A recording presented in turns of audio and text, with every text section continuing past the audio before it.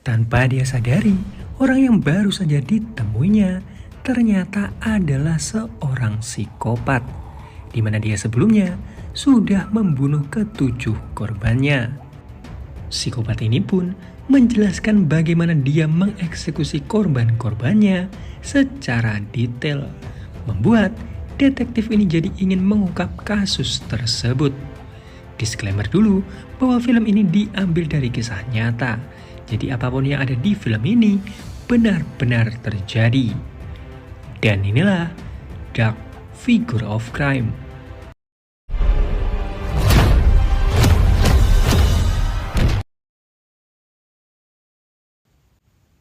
Seorang detektif bernama Kim sedang menyelidiki sebuah kasus narkoba, di mana waktu itu dia ingin bertemu dengan informannya. Informannya ini mempertemukannya dengan pria berkacamata bernama Kang. Dengan santainya, Kang cerita sekitar 6 atau 7 tahun yang lalu, dia baru saja mengubur kantong plastik besar yang dia pikir waktu itu adalah mayat. Kang tidak mau memberitahu siapa yang memerintahkannya sebelum Kim memberikannya uang. Kim mengeluarkan cek dan kartu namanya sebagai polisi. Tiba-tiba, Kang diserang seseorang. Kang mencoba melawan dan terus dihentikan beberapa orang. Lalu, detektif Joe memborgolnya dan bilang bahwa Kang ditangkap karena menjadi pelaku pembunuhan Sojin. Kim lalu menanyakan, Kang membunuh siapa? Detektif Joe menjawab, Kang membunuh pacarnya dan sudah jadi DPO sejak lama. 3 bulan kemudian, saat Kim bermain golf, tiba-tiba dia mendapatkan telepon dari Kang. Kang di sini cerita, dia tidak hanya membunuh pacarnya, tapi juga 7 orang lainnya. Korban-korbannya ini ada yang dikubur dan dibuang ke laut. Kim merasa aneh, kenapa Kang memberitahunya? Kan dia sudah di penjara, tinggal cerita ke penjaga atau polisi yang menyelidiki kasusnya. Kang bilang dia sudah cerita tapi mereka tidak menyelidiki ini semua. Kim lalu menemui detektif Joe. Nah, si detektif Joe ini menjelaskan dia bersama timnya menyelidiki TKP di mana Kang menguburkan jasad para korban-korbannya ini tapi tidak menemukan apapun. Dia pun berpikir mungkin Kang mempermainkannya. Kim lalu menemui Kang dan meminta penjelasannya. Jadi Kang ini kesal ke detektif Joe. Demi mendapatkan promosi, dia memalsukan kesaksian dari Kang. Bahkan bukti-bukti juga direkayasa oleh mereka. Kim pun meminta Kang untuk membicarakan hal itu dengan pengacaranya. Kang pun menggambar sebuah DNA dan meminta Kim untuk memeriksanya. Di sanalah dia menyembunyikan pakaian dan tali yang dia gunakan untuk mengikat Sojin pacarnya. Dan itu cuma satu, masih ada 6 korban lain yang akan diberitahukan oleh Kang. Jadi Kang ini seorang psikopat, di mana rata-rata mereka ini bangga akan kejahatan yang mereka lakukan. Jadi ketika ada sesuatu yang tidak sesuai dengan apa yang mereka lakukan, mereka akan sangat kesal. Bahkan Kang menjelaskan bagaimana cara dia memutilasi korbannya menjadi 7 bagian. Cuma untuk kasusnya Sojin, dia tidak memutilasinya. Alasannya karena hari itu dia sangat lelah karena Sojin terus melawan. Kang ingin potongan yang sempurna sesuai teknik yang selama ini dia gunakan. Jadi kalau korbannya terus melawan, yang ada hasilnya tidak sesuai dengan apa yang dia inginkan. Kim lalu bertanya tentang 6 korban lainnya. Cuma Kang malah tertawa dan meminta hal yang sepadan. Kim lalu pergi ke taman sesuai denah yang diberikan oleh Kang. Dia mendekati kandang burung. Benar saja, di sana dia menemukan pakaiannya Sojin. Sidang ulang pun dilakukan dan Kim dihadirkan jadi saksi. Bukti yang diberikan Kim ini memang benar terdapat bercak darah milik Sojin. Sementara bukti yang diberikan jaksa dan detektif Joe sebelumnya terlihat sangat bersih. Pengacaranya Kang meminta pengurangan masa hukuman sebagai kompensasi dari semua ini. Hakim akhirnya mengurangi masa tahanannya Kang dari 20 tahun menjadi 15 tahun. Detektif Joe dan rekan-rekannya sangat kesal ke Kim Karena dengan begini, jadi terlihat mereka ini tidak kompeten dalam menyelidiki kasus. Sebagai ucapan terima kasih, Kang memberikan daftar nama-nama ke-6 korbannya terdahulu. Kim lalu bertanya, apa alasan Kang membunuh Sojin? Kang bilang, ini semua karena Sojin tidak bilang dia sedang datang bulan. Terus, kalau korban pertamanya, seorang om-om umur 50 tahun yang dia pukul menggunakan kayu. Sampai sini, Kang enggan melanjutkan ceritanya. Dia meminta Kim menyelidikinya sendiri. Toh, baginya tidak ada untungnya untuk cerita sedetail itu. Pulangnya, Kim melewati jembatan. Jembatan di mana Kang pernah membuang jasad korbannya. Kim mencoba mencari rekaman CCTV-nya, tapi karena kejadian terlalu lama, file itu pun sudah tidak ada. Esok harinya, Kim memutuskan untuk pergi ke divisi kriminal agar dia bisa dengan mudah menyelidiki kasus ini. Awalnya, Kim ini berada di divisi narkoba. Atasnya sangat menyayangkan keputusan dari Kim. Tapi Kim bilang setiap tahunnya ada 200 kasus pembunuhan yang tidak terungkap. Jadi dia ingin setidaknya membantu mengungkap kasus-kasus ini. Kim menemui kepala divisi kriminal. Pak Kepala ini sangat kesal karena Kim pindah ke divisi itu hanya untuk menyelidiki kasusnya Kang. Apalagi Kim juga sudah mencoreng divisinya saat di persidangan. Alih-alih menyelidiki kasusnya, Kang yang sudah lama akan lebih baik membantu menyelidiki kasus-kasus baru. Kim kekeh ingin menyelidiki kasusnya Kang. Hal ini mengingatkan Pak Kepala pada polisi bernama Kyung So. Dulu dia juga begitu. Kekeh ingin menyelidiki kasus lama, tapi sampai sekarang kasus itu tidak juga terpecahkan. Bahkan istrinya sampai meminta cerai dan berakhir jadi petugas parkir. Detektif Kim lalu pergi ke rumahnya Kang, tapi tetangganya menjelaskan bahwa rumah tersebut sudah lama kosong. Dulu ada 3 orang yang tinggal di sana, ayah, ibu dan anak perempuannya. Tapi si ibu tewas karena meracuni dirinya sendiri. Kim lalu pergi ke sekolahnya Kang. Dari sini, Kim mendapatkan informasi bahwa ayahnya Kang ini seorang pemabuk yang sering melakukan KDRT. Kim lalu menemui kakaknya Kang, di mana 10 tahun yang lalu rumahnya akan dibongkar dan mendapatkan kompensasi. Cuma Kang mencuri uangnya untuk berjudi. Kim pun menemui informannya. Nah, si informan ini mengenal Kang dari pengedar dan bandar judi. Kang lalu pergi ke tempat judi tersebut. Nah, ternyata pemilik tempat judi tersebut merupakan salah satu korban yang Kang bunuh. Cuma ternyata dia masih hidup. Pria ini bilang untuk tidak mempercayai ucapannya Kang. 10 tahun yang lalu, Kang berbuat onar di tempat judi tersebut. Makanya si pria mengusirnya menggunakan katana. Kim lalu menemui Kang di penjara dan mengatakan bahwa Kang berbohong tentang salah satu korbannya yang ternyata masih hidup.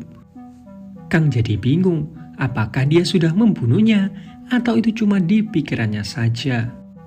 Kim mulai merasa dipermainkan. Dia lalu memberikan celana dalam dan kacamata yang Kang minta. Kang terlihat senang. Jadi dia menceritakan korban dia selanjutnya. Dulu saat dia menjadi supir taksi, Kang sempat membunuh seseorang. Kang lalu menggambarkan lokasinya yang ada di sebuah desa di perbukitan. Ada makam dengan patung singa di atasnya. Dulu korbannya ini dia mutilasi agar Kang bisa dengan mudah membawanya dan polisi jadi kesulitan menyelidikinya.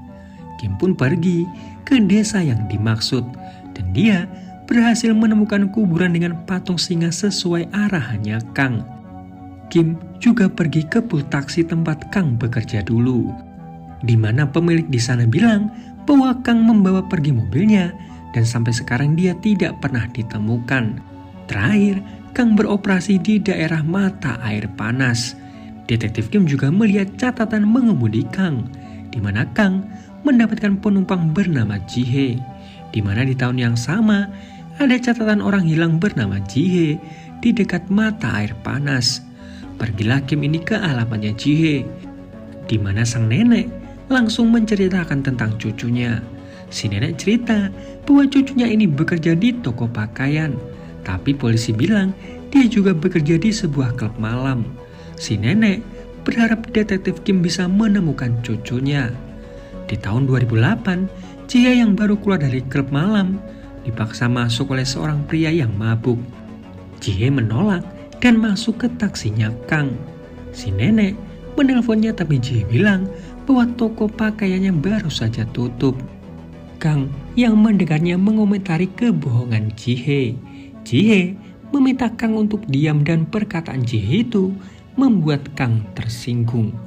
Kang melajukan mobilnya secara ugal-ugalan yang membuat Ji-hye yang setengah mabuk muntah di dalam taksi. Kang semakin marah dan langsung melajukan mobilnya ke arah daerah yang sepi. Ji-hye diminta turun dan sejak saat itu Ji-hye menghilang. Kang lalu pergi ke tempat cuci mobil dan meminta karyawan di sana untuk membersihkan bekas muntahan pelanggannya. Kembali ke masa sekarang, Kim akhirnya mendapatkan surat izin untuk menggali kuburan tersebut. Tapi saat sampai di sana, ada orang-orang yang mencoba memindahkan kuburan itu karena tanah di sana akan dibangun villa. Kim mencoba menghentikannya dan meminta seluruh personil untuk segera menggali tanah di sana. Setelah berjam-jam, akhirnya mereka menemukan sebuah peti dan kain. Mengira itu Ji-hye, salah seorang pria datang sambil marah-marah karena polisi menggali makam leluhurnya. Si atasannya pun meminta mereka untuk menutup kuburan itu. Semua orang mulai kelelahan, tapi Kim tidak mau menyerah. Atasannya pun meminta seluruh personil untuk pergi, tapi detektif Cho masih bertahan di sana menemani Kim. Kim lalu menunjukkan fotonya Ji-hye. Cho bertanya kenapa Kim mempercayai ucapannya Kang. Kim bilang bahwa semua yang dikatakan Kang ini terlihat nyata dan detail, mulai dari latar waktu dan tempatnya dan juga siapa saja korbannya. Tiba-tiba Kim meminta bantuan pengemudi ekskavator untuk membantunya. Malam tiba, tapi mereka belum menemukan apapun. Tapi tiba-tiba Kim melihat sesuatu yang ketika digali, Kim menemukan kerangka manusia. Kim yakin bahwa itu potongan tubuh Ji-hye. Esok harinya, Kim menemui jaksa dan memberikan bukti tersebut. Kang lalu dipanggil dan mulai diinterogasi. Cuma ketika ditanya mengenai Ji-hye, Kang seolah kebingungan dan tidak mengenali siapa itu Ji-hye. Kim bilang bahwa dia berhasil menemukan potongan kerangkanya Ji-hye dari petunjuk yang diberikan oleh Kang. Kang berkelit, dia bilang bahwa detektif Kim membayarnya agar mau berbohong tentang Ji-hye. Jaksa dan juga Jo kebingungan. Tiba-tiba hasil forensiknya keluar dan tulang tersebut ternyata dari jasad yang sudah tewas 10 atau 12 tahun yang lalu. Nah, menurut undang-undang Korea, batas maksimal penyelidikan jasad hanya sampai 7 tahun setelah kematiannya. Kim pun menemui Kyung-so, polisi yang kini jadi petugas parkir, di mana Kyung-so menyarankan Kim untuk berhenti jika dia tidak ingin bernasib sama dengan dirinya. Menurut Kyung-so, Kim hanya dimanfaatkan oleh Kang. Kang sengaja mengaburkan kasus-kasusnya. Dengan begitu, dia tidak terbukti bersalah di persidangan. Dia bisa dibebaskan atas kasusnya yang sekarang. Kim lalu mendapatkan informasi bahwa hasil tes DNA dari kerangka itu tidak sama dengan neneknya Ji-hye. Kim lalu meminta bantuannya Jo untuk menyelidiki 7 kasus pembunuhannya Kang. Mereka lalu mencoret beberapa nama karena sudah diselidiki dan tidak ada hasil. Nah, di sini mereka menemukan kesamaan antara korban kedua dan keempat. Kedua korban ini wanita dan lokasi pembunuhannya berdekatan. Kim curiga sebenarnya ini satu kasus, tapi dijadikan 2 agar Kim kebingungan menyelidiki kasusnya. Kim masih merasa bahwa Kang tidak sepenuhnya jujur. Kim lalu menghapus semua kecuali korban ke-6, seorang pria berusia 30 tahunan yang ditikam dan mayatnya dibakar. Mereka lalu menemui Kang dan merekam semuanya, di mana Kang memperagakan bagaimana dia membunuh korbannya. Kang lalu meminta sejumlah uang jika mereka ingin tahu detailnya.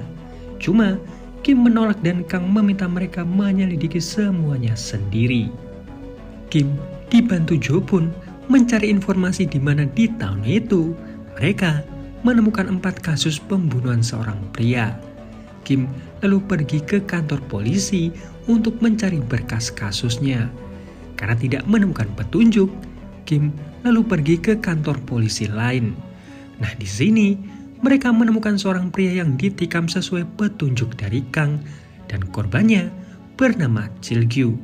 Di tahun 2012, Chil-gyu saat itu menelpon ibunya, tapi dia tidak sengaja menabrak Kang.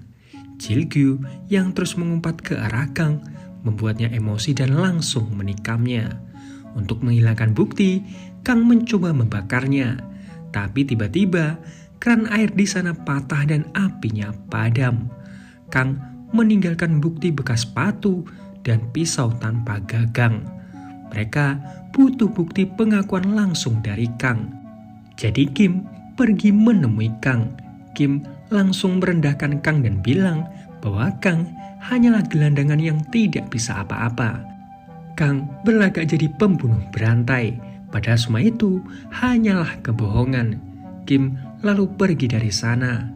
Kim memang sengaja melakukannya. Dia tahu bahwa selama ini Kang selalu bangga dengan apa yang dia lakukan.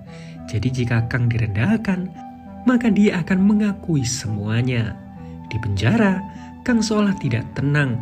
Dia selalu memikirkan kata-kata dari Kim. Hingga pada akhirnya, Kang menghubungi Kim. Kim meminta Kang menceritakan pembunuhan yang dia lakukan di tahun 2012. Kang bilang di saat itu dia bertemu dengan seorang pria dan menikamnya. Dia juga membakar pria itu dan membuang pisaunya ke laut. Kim lalu bertanya, di mana sepatunya Kang? Nah, di sini Kang jadi sadar bahwa Kim sudah memeriksa kasus ini. Jadi dia bilang ke arah kamera bahwa kesaksian di bawah tekanan tidak akan bisa menjadi bukti. Kim pun meminta bantuan penyelam untuk menemukan gagang pisau tersebut. Meskipun mereka agak skeptis bisa menemukannya atau tidak. Tiba-tiba Jo menghubunginya dan mengatakan bahwa dia mendatangkan pemilik bar tempat Kang ini minum, di mana pemilik bar tidak tahu sepatu apa yang Kang pakai. Tapi dia ingat mantel bulu yang biasa dipakai Kang karena sangat stylish di zamannya. Kim lalu ingat perkataan Kang waktu itu yang bilang bahwa mantelnya sedikit terbakar. Mereka lalu pergi ke tempat permak pakaian di sekitar sana.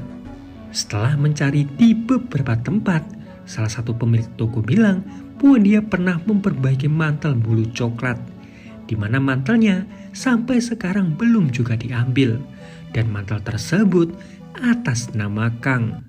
Bukti-bukti itu diberikannya ke jaksa, tapi jaksa merasa bukti-bukti ini masih belum kuat. Kim punya ide untuk melakukan reka ulang. Dengan begitu, siapa tahu Kang akan menunjukkan bukti lain. Tapi jaksa tidak setuju. Kim di sini bilang bahwa 2 tahun lagi dia akan pensiun dan Kang akan dibebaskan. Jika Kang bebas, bisa saja dia melakukan pembunuhan lagi dan Kim tidak bisa menghentikannya. Melihat keteguhan Kim, jaksa pun setuju.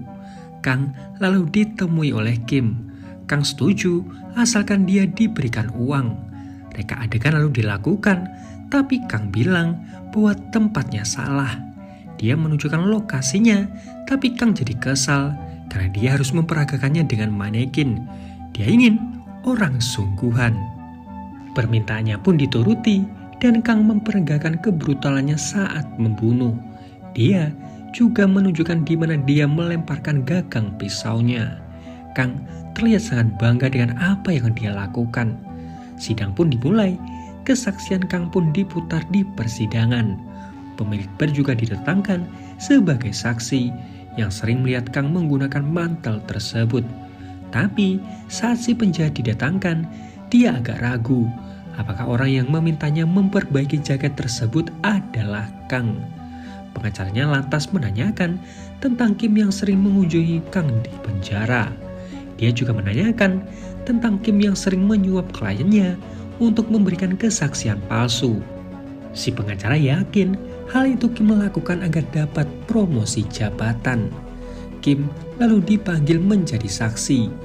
Kim membenarkan hal itu. Dia memang memberikan sejumlah uang untuk Kang sebagai imbalan atas informasinya. Dia bisa saja dimutasi, tapi dia lebih fokus ke kasus ini. Dia yang merupakan seorang polisi tidak bisa diam saja melihat kasus pembunuhan ini tidak terungkap. Si pengacara lalu membahas kasus tabrak lari yang mengakibatkan istrinya Kim tewas. Kenapa Kim tidak menyelidiki kasus tersebut dan malah terobsesi dengan kasusnya Kang? Jaksa keberatan dengan pertanyaan itu. Hakim bilang untuk mengajukan pertanyaan yang terkait kasus ini saja. Kim lalu diberikan kesempatan untuk menyampaikan sesuatu. Kim bilang saat Kang bebas nantinya, usianya masih 50 tahun. Melihat betapa sadisnya dia membunuh, di usia itu dia masih kuat jika ingin melakukannya lagi. Jadi dia berharap hakim memberikan keputusan yang bijak agar tidak ada lagi korban. Hakim pun memutuskan Kang tidak bersalah di kasusnya Jilgyu karena bukti-bukti yang kurang kuat. Di luar, Kang bilang ke awak media akan menuntut detektif Kim. Atasannya yang melihat berita tersebut jadi kesal karena dia sudah memperingatkan Kim sebelumnya. Karirnya kini terancam. Detektif Kim pun dimutasi ke Busan. Di sana, Kim melihat kembali bukti-bukti yang sudah dia kumpulkan. Nah, di sini dia menemukan alat kontrasepsi, tapi di persidangan alat kontrasepsi tersebut tidak ada. Mulailah dia menyelidiki orang-orang yang menggunakan alat kontrasepsi tersebut dari tahun 2005 sampai 2007. Kim mulai mencocokkan data orang hilang dengan pengguna alat kontrasepsi tersebut, sampai dia menemukan identitas seorang wanita 39 tahun bernama Park yang menghilang di tahun 2006. Dibantu detektif Cho, Kim menemukan berkas lain milik Park, di mana menurut data panggilan telepon, Park sering dihubungi oleh seseorang yang ternyata dari nomor kakaknya Kang. Kim melihat lagi datanya dan dia menemukan nama Wok Chul. Kim ingat dari informannya dulu bahwa Wok Chul lah yang memperkenalkannya dengan Kang. Ternyata dulu Kang lah yang membantu Wok Chul melarikan diri karena saat itu dirinya jadi buronan narkoboy. Cuma karena ada razia, Wok Chul memutuskan keluar dari mobil dan kabur. Kang yang saat itu habis minum-minum juga memutuskan untuk kabur. Setelah itu, Kang kabur ke Busan dan Wok Chul tidak bisa dihubungi. Kang ternyata pergi ke salon tempat pacarnya bekerja, yaitu Park. Di salon itu, Kang sangat marah. Kim lalu pergi ke salon tersebut dan rekannya Park bilang bahwa mereka hampir setiap hari bertengkar. Dia jugalah yang melaporkan bahwa Park menghilang, tapi polisi seakan tidak melanjutkan kasusnya. Nah, Park ini ternyata seorang janda beranak satu. Kim lalu pergi menemui anaknya Park, di mana anaknya Park ini mengingat bahwa ibunya menelpon seseorang dan memberikannya uang. Setelah itu, ibunya menghilang. Ternyata Park pergi bersama Kang. Park ingin Kang mengakui hubungan mereka di depan anaknya. Cuma Kang hanya diam yang membuat Park memutuskan untuk kembali ke kampung halamannya. Entah setan apa yang merasuki Kang. Park langsung dia bunuh dan mutilasi. Sebagian tubuhnya dimasukkan ke koper dan dibuang ke laut. Sebagian lain dia kuburkan. Kang juga membakar beberapa bukti. Kembali ke masa sekarang, Kim mulai berpikir dan teringat perkataan tetangganya Kang yang bilang bahwa ayah mereka sering menyiksa keluarganya.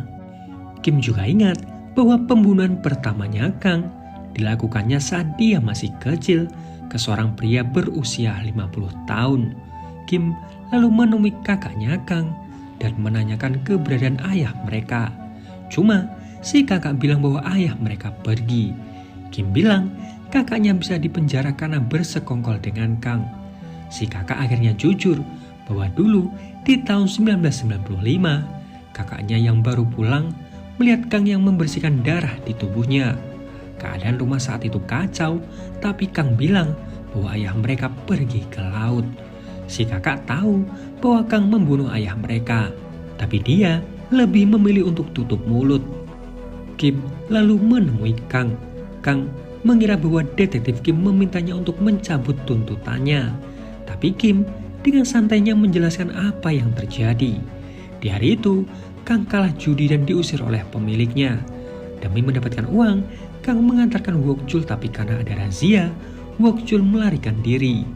Bingung bagaimana mendapatkan uangnya kembali, Kang memutuskan untuk pergi ke Busan jalan kaki dan meluapkan emosinya ke Park. Karena Park salah paham mengira Kang menjual mobilnya. Kim lalu membahas korban keduanya Kang yang dia bunuh di dekat klub malam bukanlah Jin-hye, melainkan Park, pacarnya sendiri. Kim tahu dari alat kontrasepsinya. Kang tidak bisa berkata-kata. Kim juga membahas korban pertamanya Kang yang merupakan ayahnya sendiri. Cuma Kang bilang bahwa kasus itu sudah kadaluarsa, jadi tidak bisa dibuka kembali. Sidang pun dimulai. Anaknya Park didatangkan sebagai saksi, di mana dia bersaksi bahwa sebelum menghilang, si ibu pergi bersama Kang. Dan dengan semua bukti yang sudah terkumpul, Kang dinyatakan bersalah dan dijatuhkan hukuman seumur hidup. Kim lalu pergi menemui neneknya Ji-hye. Dia masih belum tahu di mana keberadaan Ji-hye, tapi setidaknya Kang mendapatkan hukuman yang layak. Selama di penjara, Kang masih menghubungi Kim dan bilang bahwa dia membunuh lebih dari 7 korbannya. Sampai saat ini, Kim masih mencari keberadaan jasadnya Ji-hye. Dan film pun berakhir. Nah, seperti yang kalian tahu, bahwa film ini diangkat dari kisah nyata yang terjadi di Korea. Sampai saat ini, detektif Kim masih mencari korban-korban lain yang belum terungkap. Kang yang berada di penjara memutuskan untuk bunuh karena tidak kuat menerima hukumannya. Nah, itu tadi alur cerita film Dark Figure of Crime. Seperti biasa, like kalau kalian suka, dislike kalau enggak, subscribe kalau belum. Sampai jumpa di video yang lain. Daejung.